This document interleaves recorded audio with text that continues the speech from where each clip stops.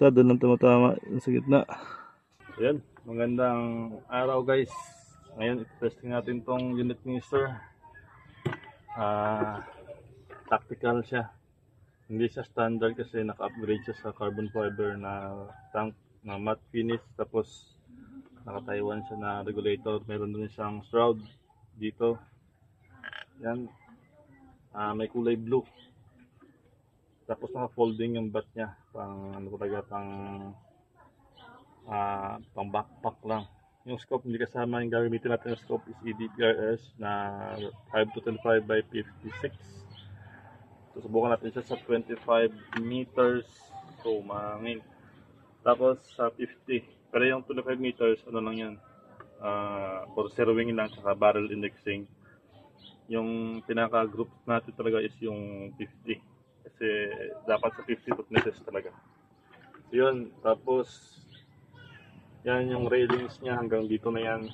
Lahat ng model namin hanggang dito na yan. Ganun pa din yung valving niya is na-testing ko na rin yun. Yung valve niya hanggang kahit 100 below or 10 siguro. Mas mababa pa. Doon sa video ko meron siya halos hindi siya sumisingaw pag lubog sa tubig. Pinatpas ko na lang yung pin niya dito. Talagang walang problema. Hindi siya sumisingaw. Hindi ka mahihirapan sa kakapump. Yun. Testing natin yung unit ni Sir John dun sa 25 saka 50. So bago yun, mag-barrel indexing muna tayo para makita natin kung saan pinakamalapit yung scope sa kanyang barrel. So ilang ikot to, isa't kalahati, isang ikot lang. Yan, ibig sabihin yan, nasa gitna to ng pinakagitna ng crossers yung adjustment na to. Yan din dito sa bila. Yan, napakagandang scope. Yan, naka-center na yun yung left and right yan na turret. So ang i-adjust natin is yung ito, yung DBBR. Ang gamit ko dito is 22 inches, nag-upgrade pala si Sir. I-adjust natin siya kung saan sa pinakamalapit doon sa crosser, kasi yung crossers pinaka-center na to.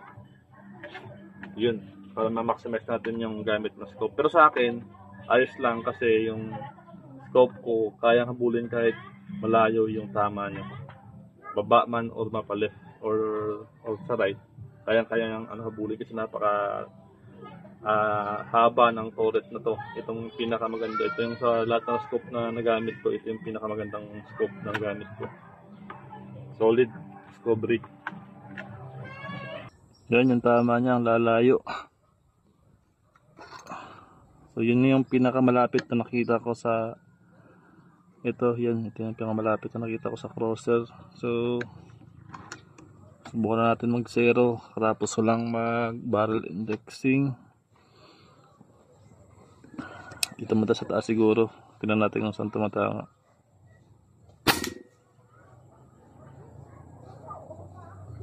Sa right.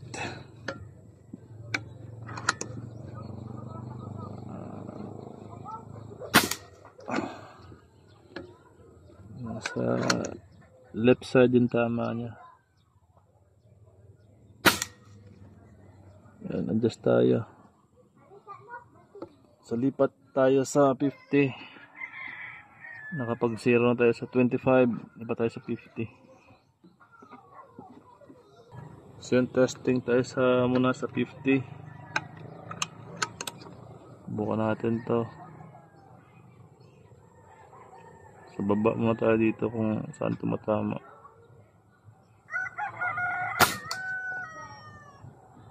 Sa ilalim.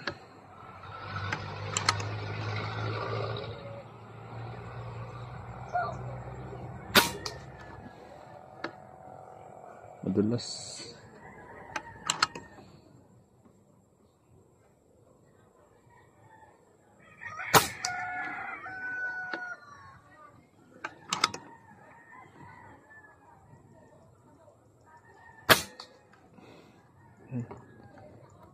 tayo ng konti sa baba.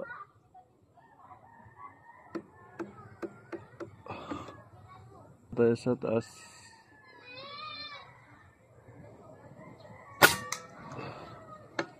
Tumaas.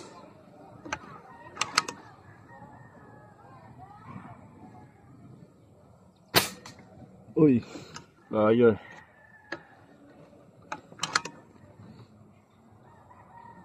Layo.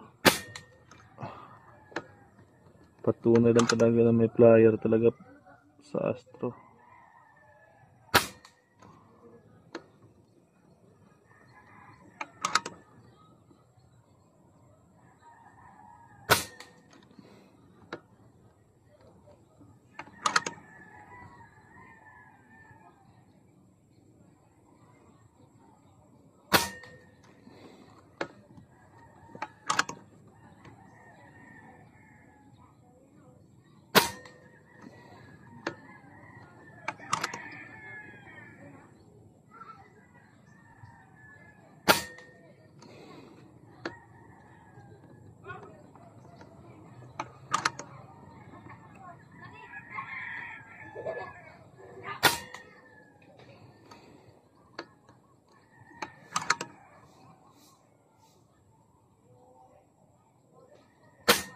Uy, yun, pliers.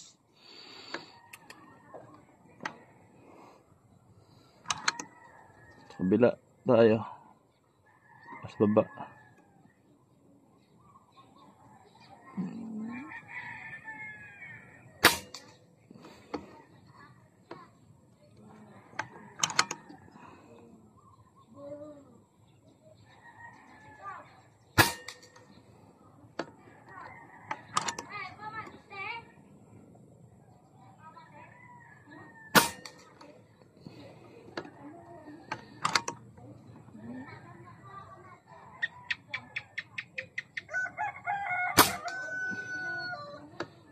Ngulit.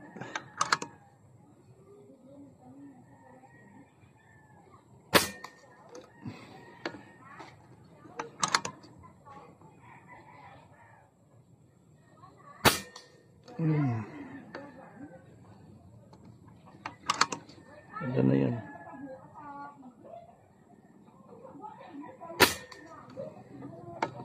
Ilan na kaya yun?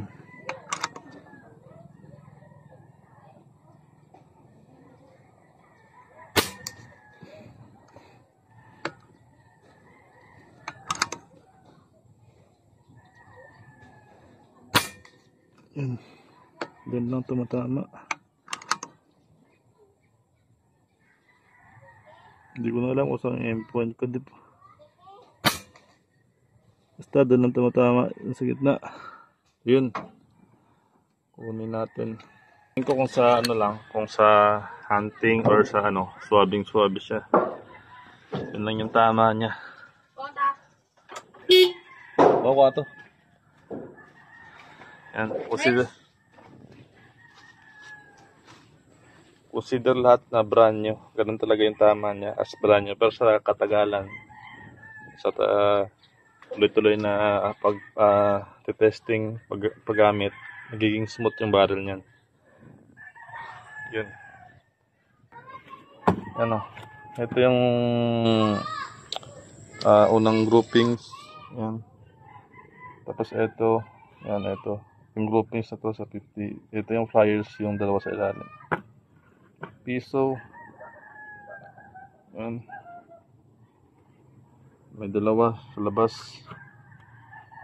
Tapos ito. Ganun din. Dalawa sa labas. Pero hindi ko lang alam kung ilang sets to kasi hindi ko na nabilang.